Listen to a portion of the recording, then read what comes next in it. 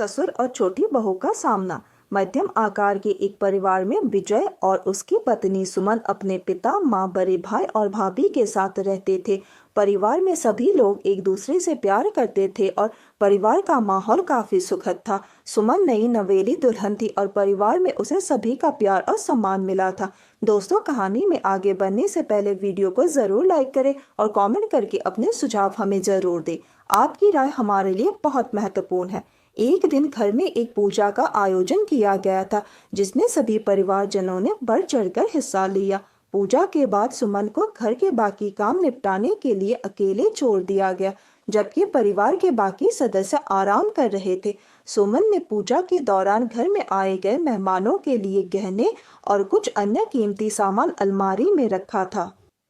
सुमन जब कमरे में गई तो उसकी नज़र अलमारी में रखे गए एक पुराने बक्से पर पड़ी, जिसमें कुछ पुराने गहने और पैसे रखे थे। उसकी नीयत खराब नहीं थी, लेकिन वो जानना चाहती थी कि उस बक्से में क्या क्या रखा है।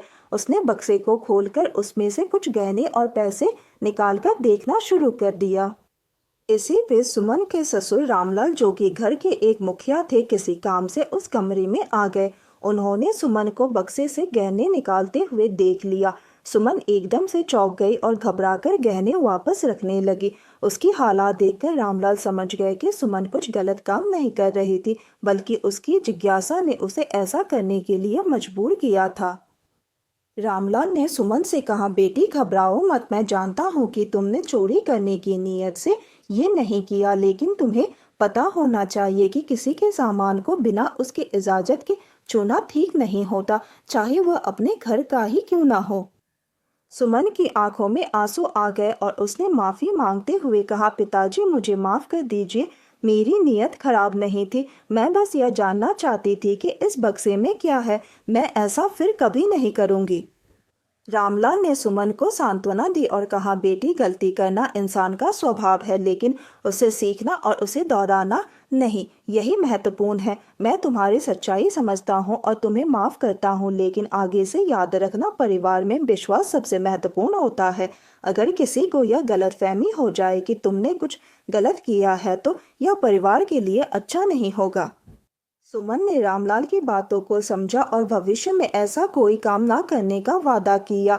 इस घटना के बाद रामलाल और सुमन के बीच एक नया रिश्ता बना, जो विश्वास और समझदारी पर आधारित था। रामलाल ने इस बात को परिवार के किसी और से नहीं कहा और सुमन ने भी इस घटना को अपने जीवन का एक महत्वपूर्ण सबक मान लिया।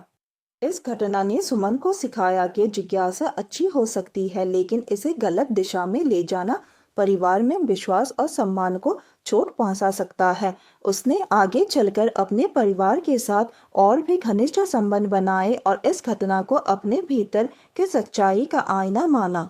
दोस्तों, अगर आपको कहानी पसंद आई हो तो लाइक, शेयर और सब्सक्राइब करना बिल्कुल मत भूलिए और नोटिफिकेशन बेल को ज़रूर दबाएं, ताकि अगली अपडेट सबसे पहले आपको मिले। साथ ही कमेंट करके अपने सुझाव हमें ज़रूर दें। आपकी राय हमारे लिए बहुत महत्वपूर्ण है। धन्यवाद।